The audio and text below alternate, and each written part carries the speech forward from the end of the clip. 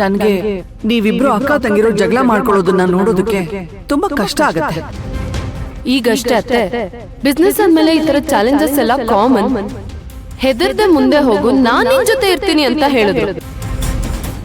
ನನ್ನ ಹತ್ರನೇ ಬೇರೆ, ಅಕ್ಕನ ಹತ್ರನೇ ಬೇರೆ ಮಾತಾಡ್ತಾನೆ.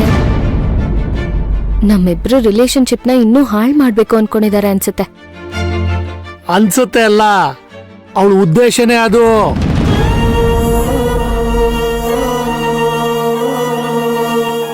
ಆ ವಸುಂದನ್ ಕೆಟ್ಟ ಬುದ್ಧಿ ನಿನ್ಗಿನ್ನೂ ಅರ್ಥ ಆಗಿಲ್ವೇನಮ್ಮ? ಗೊತ್ತಾಗ್ತಿದೆ ಮಾವ, ಇದನ್ನ ಅಕ್ಕ ಅರ್ಥ ಮಾಡ್ಕೋತಿಲ್ವಲ್ಲ, ಅದೇ ನನಗ್ ನೋವಾಗ್ತಿರೋದು. ವಸುಂಧ್ರ ಊದ್ತಾ ಇರೋ ಪುಂಗಿಗೆ ಭವಾನಿ ತಲೆ ಅಳ್ಳಾಡ್ಸೋದು ಅಭ್ಯಾಸ ಆಗೋಗಿದೆ. ಅದರಿಂದ ಆಚೆ ತರೋದು ಸ್ವಲ್ಪ ಕಷ್ಟನೇ ಅಮ್ಮ. ಮಾವ, ಮೇಡಮ್ ನನ್ನ ಹತ್ರನೇ ಬಂದು ನಿನ್ ಅಕ್ಕಂಗೆ ಬುದ್ಧಿ ಹೇಳು, ಅಕ್ಕ ತಂಗಿ ಮೊದ್ಲಿನ ತರ ನಗ್ನಗ್ತಾ ಇರ್ಬೇಕು, ಅದು ನನ್ನ ಆಸೆ ಅಂತ ಹೇಳಿದ್ರು. ಇನ್ನೊಂದ್ ಕಡೆ ಅಕ್ಕನ ಹತ್ರ ಹೋಗಿ ನೀನ್ ಮಾಡ್ತಿರೋದು ಸರಿಯಾಗಿದೆ ಅಂತ ಹೇಳಿದ್ದಾರೆ. ನಿನ್ ಜೊತೆ ವಿರಾಟ್ ಇದ್ದಲ್ಲ, ಅವಳು ಕೆಟ್ಟ ಬುದ್ಧಿ ವಿರಾಟ್ಗೆ ಗೊತ್ತಾಗ್ಬಾರ್ದಲ್ಲ, ಅದಕ್ಕೆ ಅವನ್ ಮುಂದೆ ತಾನು ಒಳ್ಳೆವಳು ಅಂತ ತೋರ್ಸ್ಕೋಬೇಕಲ್ಲ, ಅದಕ್ಕೆ ಹಾಗೆ ಮಾತಾಡಿದಾಳೆ. ಗೊತ್ತು ಮಾವ, ಆದ್ರೆ ಇದನ್ನೆಲ್ಲ ಅಕ್ಕಂಗೆ ಅರ್ಥ ಮಾಡ್ಸಕ್ಕಾಗ್ತಿಲ್ಲ. ನಾನೇ ವಸುಂಧರಾ ಮೇಡಮ್ ಮತ್ತೆ ಅಕ್ಕನ್ ಮಧ್ಯೆ ಇಲ್ದೇ ಇರೋದ್ ಹೇಳಿ ಹುಳಿ ಇಂತಿದೀನಿ ಅಂತ ಅಕ್ಕ ಅನ್ಲು. ಬೇಜಾರು ಮಾಡ್ಕೋಬೇಡಮ್ಮ, ಜಗತ್ಗೆ ಬೆಳಕು ಕೊಡೋ ಆ ಸೂರ್ಯ ಉದಯ ಆಗಕ್ಕೂ ಇಡೀ ರಾತ್ರಿ ಕಾಯ್ಬೇಕು. ಸ್ವಲ್ಪ ತಾಳ್ಮೆ ತಗೋ. ಭವಾನಿಗೆ ವಸುಂಧರನ ಅಸ್ಲಿ ಮುಖ ಕಾಣಿಸ್ಬೇಕಲ್ವಾ? ಅಷ್ಟ್ರಲ್ಲಿ ಅಕ್ಕ ತುಂಬಾ ಮುಂದುವರೆದಿರ್ತಾಳೆ ಮಾವ. ಅಕ್ಕನ್ ತಪ್ಪು ಅವಳಿಗೆ ಗೊತ್ತಾಗೋದ್ ಸ್ವಲ್ಪ ತಡ ಆದ್ರೂ ಅವಳ ಸಂಸಾರಕ್ಕೂ ತೊಂದರೆ ಆಗುತ್ತೆ. ಅಥರ್ವನ್ ಜೊತೆಗಿರೋ ಸಂಬಂಧನೂ ಹಾಳು ಮಾಡ್ಕೊಂಡ್ಬಿಡ್ತಾಳೆ. ಹಾಳು ಮಾಡ್ಬೇಕು ಅಂತ ವಸುಂಧರ ಡಿಸೈಡ್ ಮಾಡ್ಬಿಟ್ಟಿದಾಳಮ್ಮ. ನೀನೀಗೇನೇ ಮಾಡಿದ್ರು, ನೀನ್ ಎಲ್ಲಿ ಹೋಗೋದು, ಎಲ್ಲಿ ಬರೋದು, ಯಾರತ್ರ ಮಾತಾಡ್ತೀಯ, ಪ್ರತಿಯೊಂದ್ರ ಮೇಲೂ ಅವಳು ಕಣ್ಣಿಟ್ಟಿರ್ತಾಳೆ. ಜೊತೆಗೆ ಈ ಭಾವನೆಗಳ ಜೊತೆ ಆಟ ಆಡೋದು ಅವ್ರಿಗೇನು ಹೊಸದಲ್ಲ. ಇದೆಲ್ಲಾನು ಅಕ್ಕನ ಹತ್ರನೇ ಮಾಡಿಸಿ ಅವಳಿಗೆ ಕೆಟ್ಟ ಹೆಸರು ತರಬೇಕು ಅನ್ನೋದೇ ವಸುಂಧರಾ ಮೇಡಮ್ ಉದ್ದೇಶ. ಅಷ್ಟೇ ಅಲ್ಲಮ್ಮ, ಧರ್ಮೇಂದ್ರ ಅವರು ನಿಮ್ಮಿಂದ ಸಂಪೂರ್ಣವಾಗಿ ದೂರ ಹೋಗ್ಬೇಕು, ಅದು ಅವಳು ಇನ್ನೊಂದು ಪ್ಲಾನು. ಹೌದು ಮಾವ, ಆದ್ರೆ ಈಗೇನ್ ಮಾಡ್ಬೇಕು ಅಂತಾನೆ ಗೊತ್ತಾಗ್ತಿಲ್ಲ.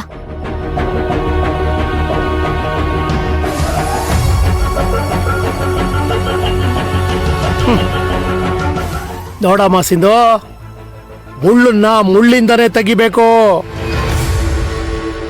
ನೀನು ಇನ್ಮೇಲೆ ವಸುಂಧರ ಹೇಗೆ ಗೇಮ್ ಪ್ಲೇ ಮಾಡ್ತಾಳೋ ನೀನು ಅದೇ ರೀತಿ ಗೇಮ್ ಪ್ಲೇ ಮಾಡಬೇಕು.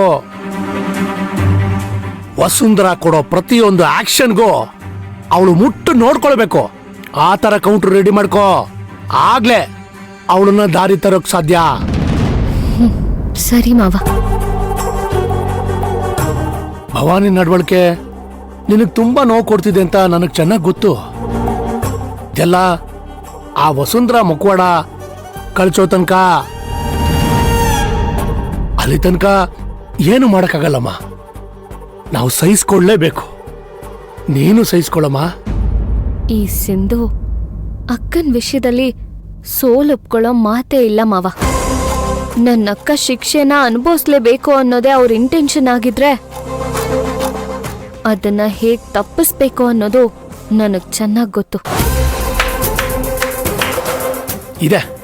ಇದೇ ಕಣಮ್ಮ ನಾನು ನಿನ್ನಿಂದ ಬಯಸ್ತಿದ್ದು. ಕಾಳ ಸರ್ಪಕ್ಕೆ ಸರ್ಪಣಿ ಹಾಕೋ ಕಾಲ ಹತ್ತಿರದಲ್ಲ ಇದೆಯಮ್ಮ. ನೀನ್ ಎಲ್ಲದಕ್ಕೂ ರೆಡಿ ಇರೋ ಅಷ್ಟೇ.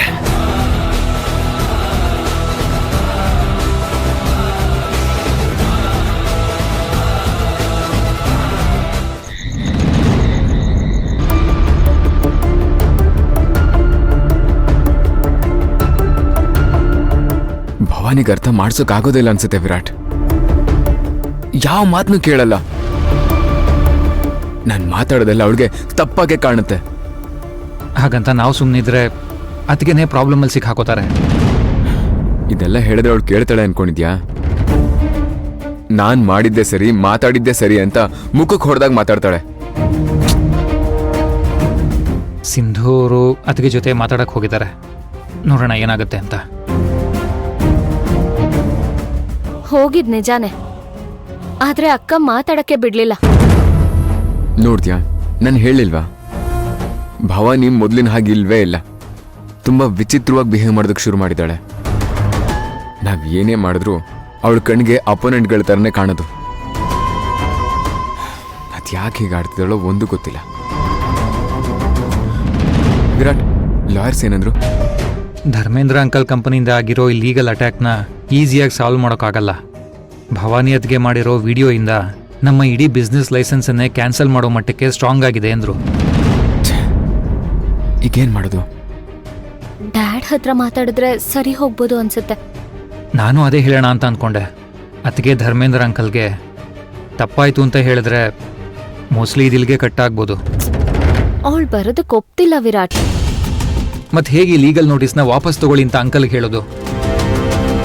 ಅಕ್ಕನ್ನ ಬಿಟ್ಟು ನಾವೇ ಬೇರೆ ಏನಾದ್ರೂ ಪ್ಲಾನ್ ಮಾಡ್ಬೇಕು ಅಷ್ಟೇ. ಅವಳು ಏನೋ ದೊಡ್ಡ ಸಾಧನೆ ಮಾಡ್ಬಿಟ್ಟಿದ್ದೀನಿ. ಈ ಕಂಪ್ನಿ ನಡೀತಾ ಇರೋದೇ ಅವಳು ಮಾಡಿರೋ ಆ ಜುಗಾಡ್ ವಿಡಿಯೋಯಿಂದ ಅಂತ ಅನ್ಕೊಂಡ್ಬಿಟ್ಟಿದ್ದಾಳೆ. ಅಣ್ಣ, ಕಾಮ್ ಡೌನ್. ಕೋಪ ಮಾಡ್ಕೊಂಡ್ರೆ ಏನ್ ಮಾಡಕ್ಕೂ ಆಗಲ್ಲ. ಹಾಗಂತ ಸುಮ್ಮನೆ ಇರೋದಕ್ಕೂ ಆಗ್ತಿಲ್ಲ ವಿರಾಟ್. ಅಥರ್ವ, ನಾನು ಹೋಗಿ ಡ್ಯಾಡ್ ಹತ್ರ ಮಾತಾಡ್ತೀನಿ. ನೀವಾ? ನನಗಿದು ವರ್ಕ್ ಆಗತ್ತೆ ಅಂತ ಅನಿಸ್ತಾ ಇಲ್ಲ. ಧರ್ಮೇಂದ್ರ ಅಂಕಲ್ ನಿಮ್ಮ ಪರವಾಗಿದ್ರು ಜಾನ್ವಿಗೆ ನಿಮ್ಮ ಮೇಲೆ ಕೋಪ ಇದೆ ಸಿಂಧು ಅವರೇ.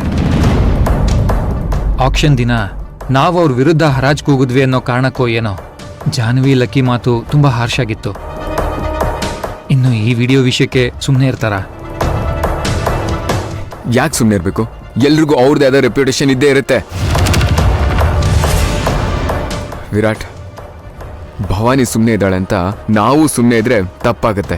ಹಾಗಾದ್ರೆ ಏನ್ ಮಾಡೋಣ? ಸಿಂಧು ಒಬ್ಳೆ ಹೋಗಿ ಧರ್ಮೇಂದ್ರ ಅಂಕಲ್ ಹತ್ರ ಮಾತಾಡೋದು ಬೇಡ. ನಾವು 3 ಜನ ಒಟ್ಟಿಗೆ ಹೋಗಿ ಮಾತಾಡೋಣ.